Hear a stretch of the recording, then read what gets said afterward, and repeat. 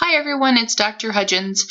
I have read your discussion boards from last week and have posted feedback for you in the associated rubric. I want to let you know how pleased I was with your efforts. It is really great from a faculty standpoint to be able to go through an assignment and be able to really read content and enjoy what your thoughts are and be less tangled up with logistics and APA and formatting and spelling and grammatical errors. You guys really are doing a great job with your APA and your writing style.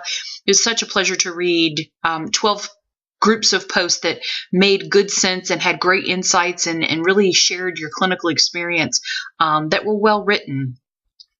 A few touch points on APA. I want you to be mindful that when you are citing a source that is from a journal article, that a DOI is needed. If you cannot find a DOI, first make sure that the source you're choosing is a scholarly source. Is it peer-reviewed? Is it current, being that it was published in the last 5 years? And is it in a sourced article system that would be considered to be scholarly? If you feel like it is a scholarly article and for whatever reason the journal doesn't have DOIs, you are asked to put in an abbreviated URL from where you found the article. So make the effort to do that. That's an important component of your reference list. The other thing that came up several times was the decision to use direct quotations instead of synthesizing what you have written. In undergraduate work, we want you to be able to demonstrate that you know where to find things and that you can place them in a paper in a way that makes sense. So direct quotes are pretty acceptable with undergraduate work. As you move through your graduate program, and you guys are pretty close to being done, know that direct quotes are not preferred. We really want to know that you've read something, but then that you can use those concepts and apply it and give it meaning in your own practice, in your own field. So it's an important skill to be able to move away from directly quoting what you've read verbatim to actually being able to synthesize what you've said, tell me what you think the author said, and how that's relevant to your practice. This is a refined skill that's going to take a little bit of practice, but I do want to see you working towards that.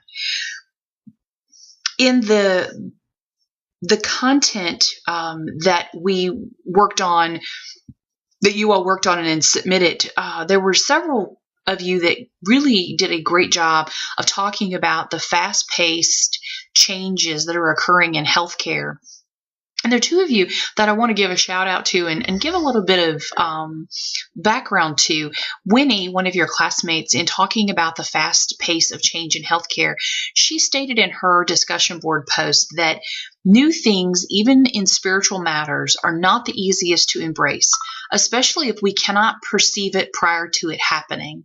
I think that is such an insightful quote from her, in that I think in every aspect, if we know that change is coming, we can prepare ourselves, we can anticipate it, we can get a plan together.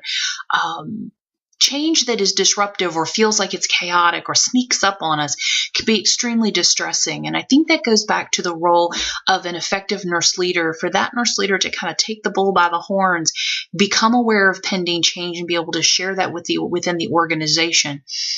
And sometimes you can't do that. And how we respond to change, that we don't become crisis oriented, that we don't panic, models the behavior we want to see in our team. Jessica, your classmate, went on further and shared a verse from Isaiah chapter 43, verses 18 through 19. And she reminded us that these verses tell us, "Remember not the former things, nor consider the things of old. Behold, I am doing a new thing. Now it springs forth. Do you not perceive it? I will make a way in the wilderness and rivers in the desert." She goes on to say that this verse gives an excellent example about how the Lord, the ultimate leader, strives to drive us forward instead of looking back to the past. God will make a way for us through terrain, just as healthcare needs to move forward through a complex environment. I don't think I could have said it better. Jessica and Winnie both really provided some great insight for how we should be perceiving change, and to understand that change is really protected by God's plan, and that we just need to have faith. As you move into week 2's work, I would like you to be aware that part of reflective exercise 1 is a PowerPoint presentation. Be thoughtful about how you develop that. The first thing I look at when I open up your PowerPoint presentations is I go through all of your slides and I ask myself, could these slides be used in a public forum as they're submitted, and would they be visually, aesthetically appealing to the audience? Do they make sense? Are they professional? So while content is important, I want you to be mindful of aesthetics as well and what a professional presentation slide set should look like. It doesn't have to be crazy long. It just needs to be long enough to get the point across. So if you think your presentation to your staff is going to be 10-15 minutes, you shouldn't have a slide set of 30 slides. 10 to 12 is normally a good ballpark that should be able to cover this content well. So use the tools provided to make sure that you understand the best format for a PowerPoint presentation. Last shout out goes to John, who of all the discussion boards had the most replies. Before I even read John's primary response, I read lots of your replies to his responses. So well done, John. Whatever you wrote made everyone very interested. Something to be proud of. I hope you guys have a great week. I know that being out there in the virtual world can be lonely. Please know that I'm here. Don't hesitate to seek me for support, or you have questions about feedback that isn't clear, know that I'm happy to discuss it. And if we can't resolve it through an email, happy to chat with you either Skype or by the email or by the telephone. I hope you guys have a great evening. You guys take care.